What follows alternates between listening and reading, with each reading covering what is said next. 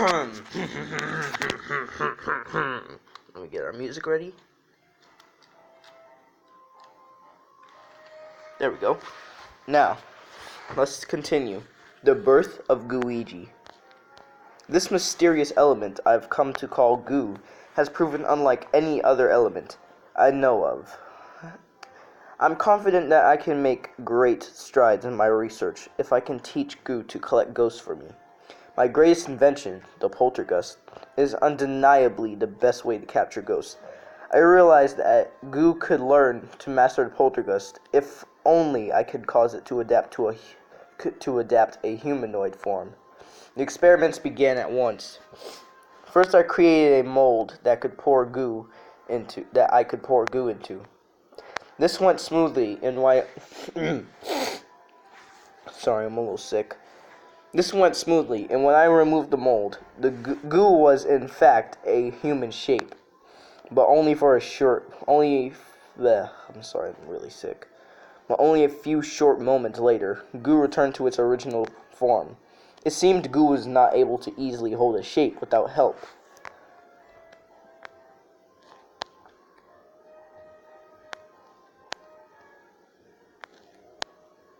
It seemed I was at a dead end until I remembered the biological data that the pixelator captured when Luigi used it. Taking that data and converting it into an electrical signal, I was able to then input it into goo.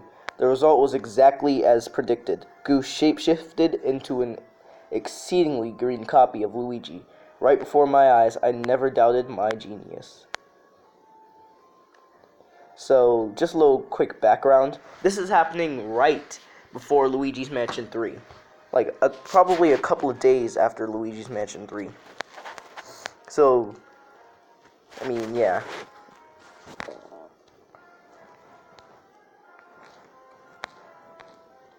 In order to teach Goo, now in the form of Luigi, how to collect ghosts for me, I showed him the vast amount of footage I had of Luigi doing exactly that from Luigi's Mansion 2. Just as I expected, Goo began to mimic Luigi's movements. He even transformed a part of his body into a perfect replication of the poltergust. This progress has exceeded even my most ambitious expectations. I'm so good, I even scare myself. However, I must keep reminding myself that all great discoveries require a disciplined approach. Progress in the lab is wonderful, but soon the practical test of ghost collecting begins. There's only one more thing to do. Name Goo, who now holds the shape of Luigi. He looks like Luigi, so I shall call him Gooigi, with Lunaman Greeny coffee blend in his hand. I must now determine the perfect place for Gooigi to test his abilities. And what better way to test his abilities than a blast to the past? That nostalgic mansion. Yes, people, that is right. We are taking a trip back down memory lane to Luigi's Mansion 1. But we're actually taking a trip down memory lane to the remake for the 3DS, Luigi's Mansion 3DS. So this is actually this backstory on how Gooigi got to Luigi's Mansion 3DS.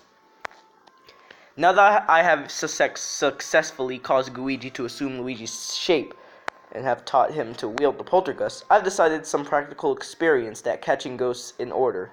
But where to do that, I mustn't forget. If I hope to make him use of Gooigi's goo-based properties, to give him capabilities beyond those of a normal person, I'll need ghost energy from beyond Evershade Valley. Thus, sending Gooigi elsewhere could solve both my problems. He would learn more from fighting ghosts, and he could collect ghosts for me at the same time. But where could he accomplish both of these objects at once? As always, a deep gulp from my Lunaman Greeny coffee blend was just what I needed to think of the answer. The mansion where I first met Luigi. That mansion had been crawling with all kinds of interesting ghosts. So clearly, there was no better place suited to this task.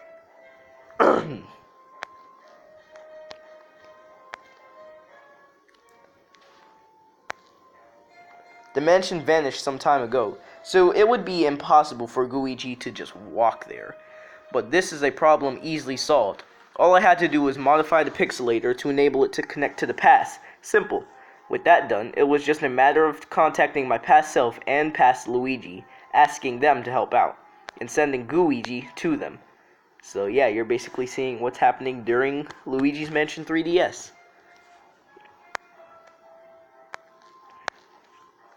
After some time, I recalled Gooigi from his adventures to check up on him. And jackpot, not only had he succeeded wonderfully at every test and challenge he'd faced, but he'd collected so many ghosts.